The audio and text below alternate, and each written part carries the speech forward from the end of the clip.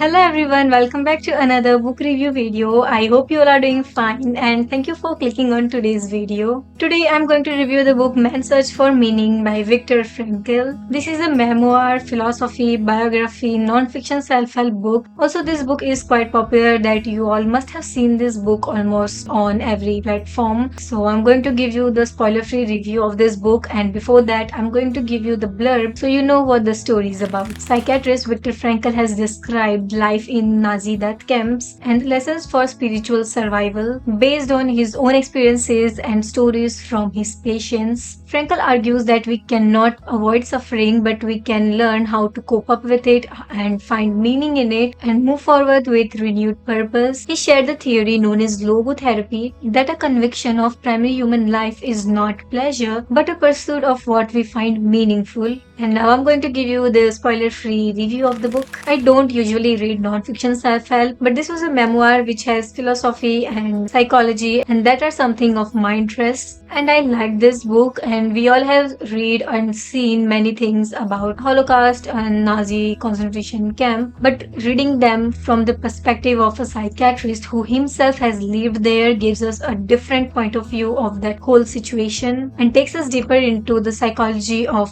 people who were living in that concentration camp as a prisoner. The book is divided into two parts. The first part gives us a vivid detail of horrifying experiences of prisoners living inside the camp. The author shares his own observations and how one can find purpose in their own suffering. He also shares his personal experiences, like he was hoping to see his wife again one day. And in the second part of the book, he describes logotherapy. It explains how people can find meaning in the suffering, and that helps them to cope up better than those who are unable to do so. I like the second part because of course first part is something that we all mostly know, but the basic premise of second part is psychology, and I like reading and knowing about psychology, and it was very interesting to know about new things. It also very poignant about people's mental state in a hopeless and stressful situation. It motivates no matter what situation is, a person can control their behavior without getting too much influence from the situation that they are in. Also, the way the author has described camp's life is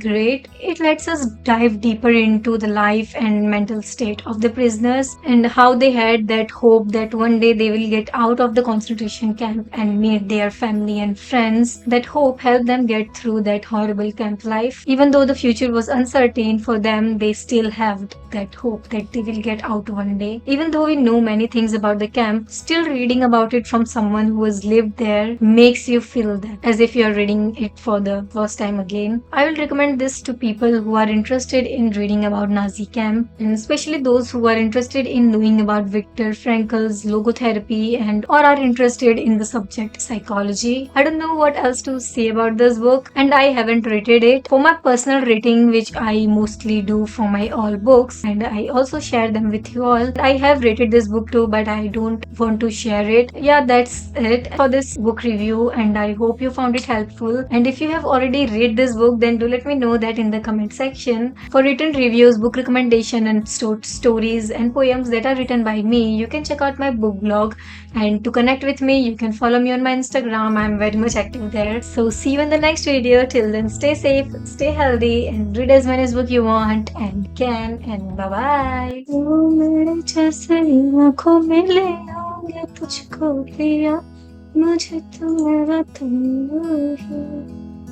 Hello, hello.